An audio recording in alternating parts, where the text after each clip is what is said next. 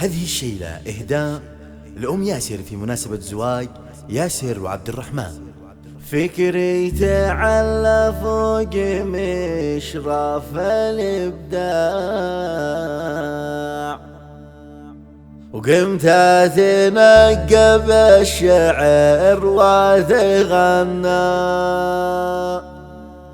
واشلع بصوت يطرب قلوبي واسمع،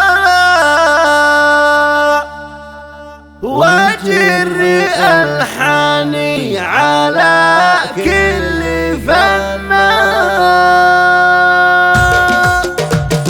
فكري تعلى فوق مشرف الابداع، وقمت اتنقب الشعر واتغنى، واشلع بصوت يطرب قلوبي واسمع، واجري الحاني على كل فنان. فكري تعلى فوق مشرف الابداع، وقمت اتنقب الشعر واتغنى، واشلع بصوت يطرب قلوبي واسمع، واجري الحاني على كل فنان. اقولها من قلبي تحجبها الاضلاع، بزواج الغالي جافي تغنى، ودي رديت صداها والايجاع، جمرة عرب منها اليكم وصلنا، جمرة عرب منها اليكم وصلنا. جينا نبارك حفلكم والفرح شاع، الحمد اهل الطيب حنا وحنا، حنا رجال العز للمجد صرنا، بين العرب والله ما حد لجهلنا.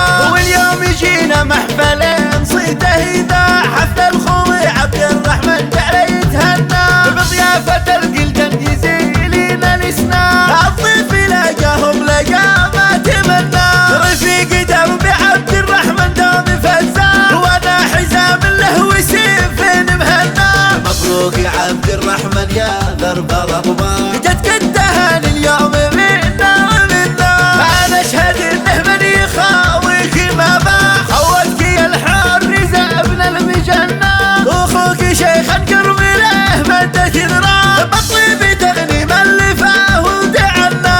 يا سر في عشان واعلاج الاوجاع، لمن وقف في موقفه ما تثنى، يا الام ياسر يوم النياشين انوار، مثل الذهب والمجد ماجدين وبنا، انتم هالابطالات في وجه الاضمار، وانتم كعام المعتدين وتجنان، واختامها واعداد ما يضوي اشعار، اشكى صلاة على النبي الهادي منا. فكري تعلى فوق مشرف الابداع، وقمت اتنقب الشعر واتغنى، واشلع بصوت يضرب قلوبي واسمع، واجري الحاني على كل فنان. فكري تعلى فوق مشرف الابداع، وقمت اتنقب الشعر واتغنى، واشلع بصوت يضرب